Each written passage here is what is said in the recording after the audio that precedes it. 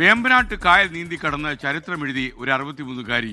കോതമംഗലത്തെ Ruby മത്തായിയാണ് Vembanad കായൽ നീന്തുന്ന ഏറ്റവും പ്രായം കൂടിയ വനിത.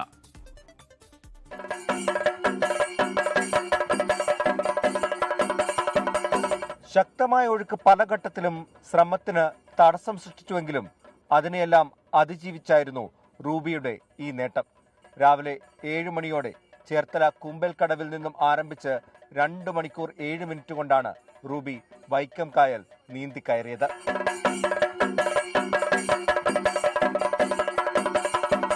ഡോൾഫിൻ ക്ലബിലാണ് റൂബി നീന്തൽ പരിശീലനം നടത്തിയത്. ഇവിടുത്തെ മികവ് കണ്ട് കോച്ച് ബിജു തങ്കപ്പനാണ് വേമ്പനാട്ട് കായൽ നീന്തി കയറാൻ പ്രോത്സാഹനം നൽകിയത്. ചെറുപ്പത്തിലെ കനാലിലൊക്കെ നീന്തിയിട്ടുള്ളൂ, ആഴമുള്ള വെള്ളത്തിൽ നീന്തിയിട്ടില്ലായിരുന്നു. അപ്പൊ സാറാണ് അങ്ങനെ ആഴമുള്ള വെള്ളത്തിൽ ഇറങ്ങി നീന്തി. വേമ്പനാട്ട് കായൽ നീന്തുന്ന ഏറ്റവും പ്രായം കൂടിയ വനിതയാണ് റൂബി മത്തായി. ചരിത്ര നിമിഷത്തിന് സാക്ഷ്യം വഹിക്കാൻ നീന്തൽ താരങ്ങളും വിവിധ സാമൂഹിക സാംസ്കാരിക പ്രവർത്തകരും എത്തിയിരുന്നു. ഡോൾഫിൻ അക്വാട്ടിക് ക്ലബിന്റെ നേതൃത്വത്തിൽ വേമ്പനാട്ട് കായൽ നീന്തിക്കയറിയ 33ാമത്തെ താരമാണ് റൂബി. 24 കോട്ടയം.